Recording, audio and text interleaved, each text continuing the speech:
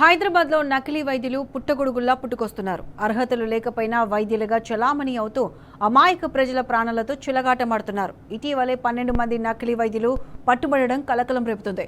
అధికారుల పర్యవేక్షణ లోపం పలు ఆసుపత్రుల్లో అనర్హులకు ప్రాక్టీస్ చేసే అవకాశం కల్పిస్తుండటంతో నకిలీ వైద్యుల దందా ఆగడం లేదనే విమర్శలు వినిపిస్తున్నాయి. మరి నకిలీ వైద్యులను ఎలా గుర్తించాలి, ప్రజలు ఎలాంటి జాగ్రత్తలు తీసుకోవాలి అనే అంశంపై తెలంగాణ మెడికల్ కౌన్సిల్ సీనియర్ వైద్యులు డాక్టర్ గుండగాని శ్రీనివాస్తో మా ప్రతినిధి అరవింద్ ఫేస్ టు ఫేస్.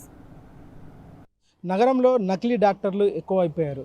ప్రభుత్వం తగిన చర్యలు తీసుకోకపోవడం వల్లనే పుట్టగొడుగుల్లా పుట్టుకొస్తున్నారు.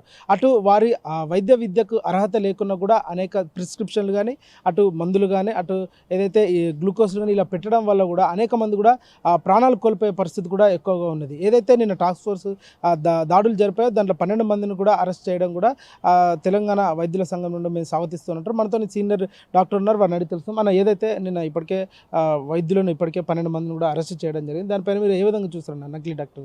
డెఫినెట్గా ఏదైతే నిన్న Telangana task force police 12 members నకిలీ వైద్యులని వాళ్ళు పట్టుకొని అరెస్ట్ చేయడం జరిగింది. సో దీనిలో భాగంగా ఏంటంటే మనము జనరల్గా నకిలీ వైద్యులు ఎవరంటే ఎంబీబీఎస్ డిగ్రీ లేకుండా తెలంగాణ స్టేట్ మెడికల్ కౌన్సిల్ కావచ్చు, national medical commission for registration లేకుండా ఎంబీబీఎస్ డిగ్రీ లేకుండా ఎవరైతే మోడర్న్ మెడిసిన్ అలోపతిక్ మందులు ప్రాక్టీస్ చేస్తున్నారో వాళ్ళు నకిలీ వైద్యులు అంటాం.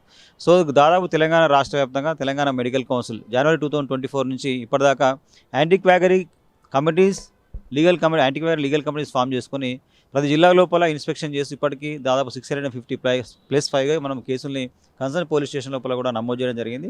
సో రీసెంట్గా ఆ యొక్క తెలంగాణ మెడికల్ కౌన్సిల్ ఇన్రోల్ చేసిన ఇన్స్పెక్షన్స్ రైడ్స్ నకిలీ వైద్యుల పట్ల ఉన్న సీరియస్నెస్తో రీసెంట్గా టాస్క్ ఫోర్స్ పోలీసు 12 మందిని అరెస్ట్ చేశారు. ఎందుకంటే లాస్ట్ 20 డేస్లో మీకు ఈ నకిలీ వైద్యుల యొక్క irrational use of drugs medicines treatment ద్వారా 3 పేషెంట్స్ చనిపోయారు. సో దాంట్లో ఒక చిన్న పాప 12 years పాప ఖమ్మం జిల్లా లోపల ఇష్టానుసారంగా ఇచ్చిన ఇంజెక్షన్స్ చనిపోవడం జరిగింది. అదేవిధంగా భువనగిరి జిల్లా లోపల ఒక పేషెంట్ చనిపోయారు. రీసెంట్గా లాస్ట్ 1 week బ్యాక్ అత్తాపూర్ లోపల ఒక ఇంజెక్షన్ ఇచ్చిన వెంటనే అడ్వర్స్ రియాక్షన్స్ వచ్చేసి పేషెంట్ ఇక్కడ జాయ్ హాస్పిటల్ ఉంటుంది పిల్లర్ నెంబర్ 130 దగ్గర, అక్కడ పేషెంట్ చనిపోవడం జరిగింది. పేషెంట్ చనిపోవడం అక్కడ క్వాక్ ఆ పేషెంట్ అక్కడ పెట్టి పారిపోవడం జరిగింది.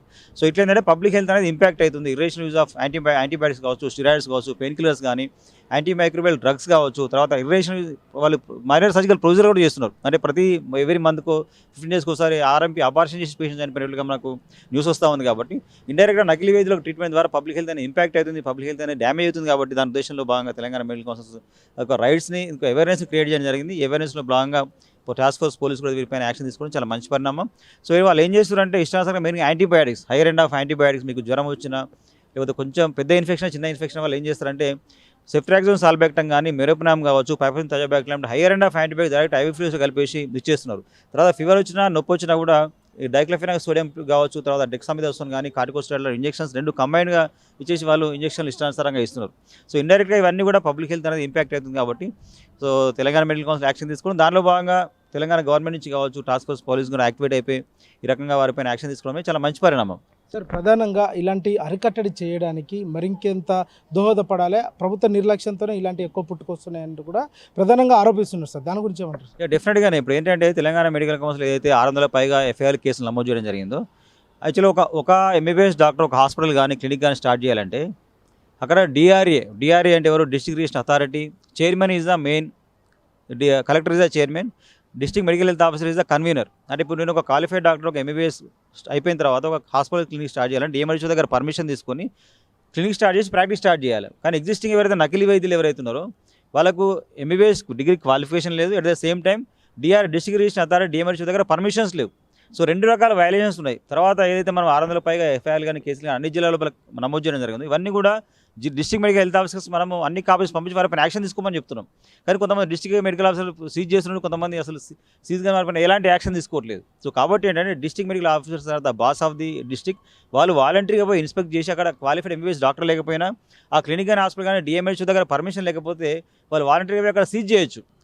ఓకే, కాబట్టి మనం లాస్ట్ 2 yearsలో ఏదైతే మనము ఇన్స్పెక్షన్ చేసి ఎఫ్ఐఆర్ కేసులు వాళ్ళు పంపించినప్పుడు కూడా అక్కడ నిర్లక్ష్యం వహిస్తున్నారు. సో అది బాగా డిఎంహెచ్ఓకి బాగా యాక్షన్ తీసుకుని government, DMHO, task force police, Telangana medical council డెఫినెట్గా ఈ యొక్క రైట్స్ ఇన్స్పెక్షన్స్ స్పీడప్ చేసుకుని ఇంకా నకిలీ వైద్యులను పూర్తిస్థాయిలో ఎరాడికేట్ చేస్తే పబ్లిక్ హెల్త్ అనేది ఇంప్రూవ్ అవుతుంది. బట్ కొన్ని హాస్పిటళ్ళు ఎంకరేజ్ చేయడం వల్లనే ఇలాంటి పుట్టగొడుగుల్లాగా నకిలీ డాక్టర్లు పుట్టుకొస్తున్నారంటూ కూడా ప్రధానంగా ఆరోపణ ఉంది సార్, దాని గురించి ఏం మాట్లాడారు? డెఫినెట్గానే ఇప్పుడు ఏదంటే ఏవైతే హాస్పిటల్స్ నకిలీ వైద్యులను ఎంకరేజ్ చేసి ఆర్ఎంపీలో నడుతున్నారు వాళ్ళని ఎంకరేజ్ చేసి మీరు ఒక కేసు తీసుకురండి, మేము 30% ఇస్తాము, 50% ఇస్తామని చెప్పేసి ఎవరైతే వాళ్ళు ఎంకరేజ్ చేస్తున్నారో డెఫినెట్గా వారు ఎవరైతే ఎవిడెన్స్ కనుక ప్రొడ్యూస్ చేయగలిగితే ఆ qualified hospital qualified MBBS doctors 30% 50% ఇస్తున్నటువంటి హాస్పిటల్స్ కానీ డాక్టర్స్ కానీ violation of code of medical అయితే చూస్తూ ఉంటూ IMC Indian medical council guidelines వాళ్ళు వైలేట్ చేసిన వాళ్ళు అవుతారు కాబట్టి సో డెఫినెట్గా తెలంగాణ మెడికల్ కౌన్సిల్కి దానికి ఏమైనా ఫిర్యాదు వచ్చినా ఎవిడెన్స్ దొరికినా పూర్తి స్థాయిలో తెలంగాణ మెడికల్ కౌన్సిల్ వారిపైన యాక్షన్ తీసుకుంటుంది. గతంలో కూడా ఎవరైతే ఆర్ఎంపీలను వ్యాక్సిన్ ఎంకరేజ్ చేసినటువంటి 3 డాక్టర్ల పైన కూడా 6 నెలలు సస్పెండ్ చేశాం. అది ఆల్రెడీ మేము పబ్లిష్ కూడా చేయడం జరిగింది. సో కాబట్టి ఏంటంటే మన డాక్టర్లు ఎవరైతే వాళ్ళని ఎంకరేజ్ చేస్తారో ఇప్పటికైనా మానుకోండి.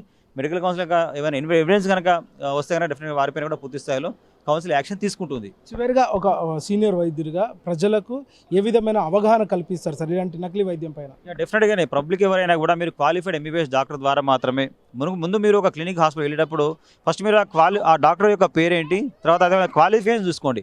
ఎంబీబీఎస్ ఉందా లేదా, తర్వాత ఆ స్పెషాలిటీ పీడియాట్రిక్స్ అయితే పీడియాట్రిక్స్ డిగ్రీ ఉండాలా, జనరల్ మెడిసిన్ డిగ్రీ ఉండాలా, జనరల్ సర్జరీ డిగ్రీ ఉందా లేదా, మీకు ఏం ప్రాబ్లం ఉంటే ఆ ప్రాబ్లం ఉన్నటువంటి ఎంబీబీఎస్తో పాటు ఆ qualification sub speciality super speciality degree ఉన్నటువంటి డాక్టర్ దగ్గరికి వారి యొక్క రిజిస్ట్రేషన్ నెంబర్ చూసుకుని మాత్రం వెళ్ళాలని చెప్పేసి మేము పబ్లిక్ విజ్ఞప్తి చేస్తున్నాము.